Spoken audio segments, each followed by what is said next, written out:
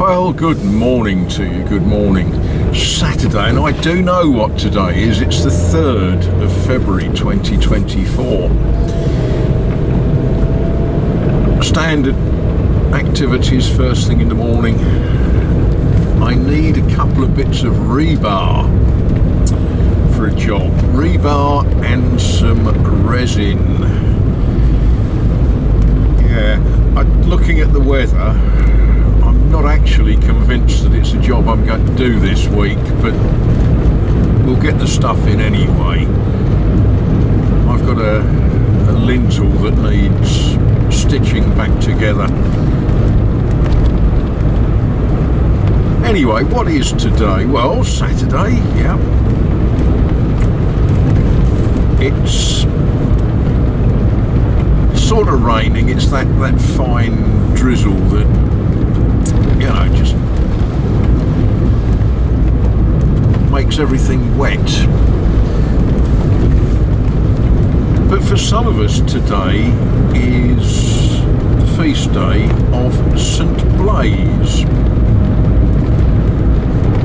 For Eastern Orthodox, I think the feast day is the 11th of February, but, you know, for us Western people, it's the 3rd. St. Blaises, a bishop, a martyr, had his head cut off. Yeah, wouldn't wish that on anybody, although I suppose if you're a bishop where he was, in Armenia, I think from memory, at the time that he was, and we're talking about the 5th century, I think it was. Yeah.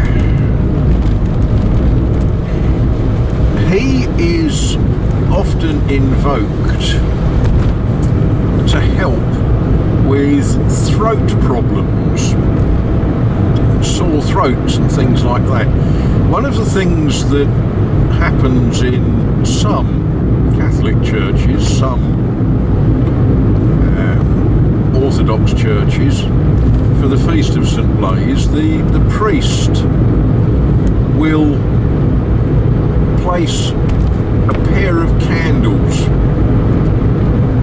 next to the throats, next to the necks of the congregants, and he'll say a blessing, and that is, oh, there's cranes in the field, that is supposed to ward off problems with your throat. And it arrives from the legend of St. Blaises, and I use the word legend advisedly, that on his way to execution, or on his way somewhere, a lady presented to him a child who'd got a fishbone stuck in his neck, and Bishop Blaises prayed for the child and solved the problem. That's where the tradition comes from. Take it or leave it. As I say, it's a legend. No way of knowing exactly what happened. So, if you've got a bit of a tickly throat today,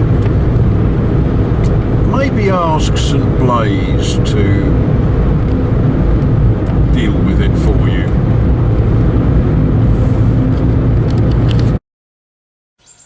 Now,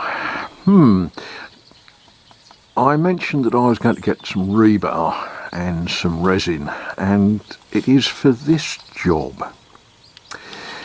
If you look at this window frame, it has got this stone lintel, which has got a crack in it. Now that's an interesting crack, and if we look further up, you can see that where that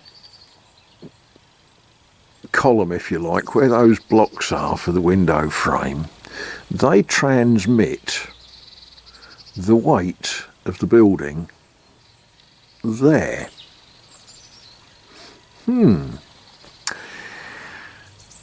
So if I simply take that out, guess what? the house is going to fall down. Nothing to worry about. So we had a little look at this, and I've been contemplating and thinking about it for some time.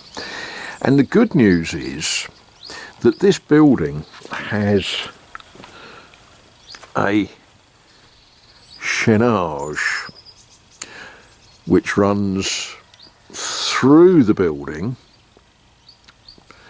and is holding the whole thing together. So there's actually nowhere for this stone to go. You know, it can't rotate, it can't go anywhere. Trust me on that.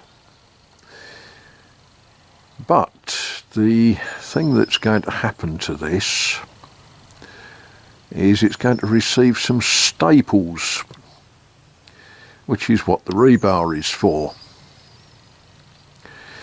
So out of the rebar I need to cut some lengths to make staples to go in there.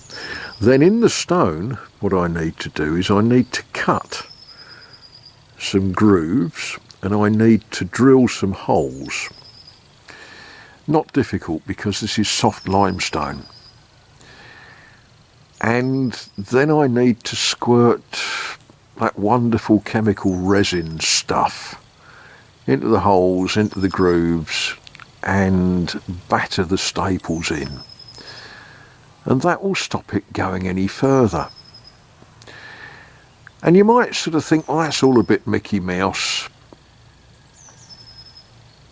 And then you stop and think about it and you think, right, what is happening with that stone? Well, the bottom edge of the stone is trying to stretch, and the top edge is trying to compress. So what the staples will do, they will stop that from rotating, and that will do the job.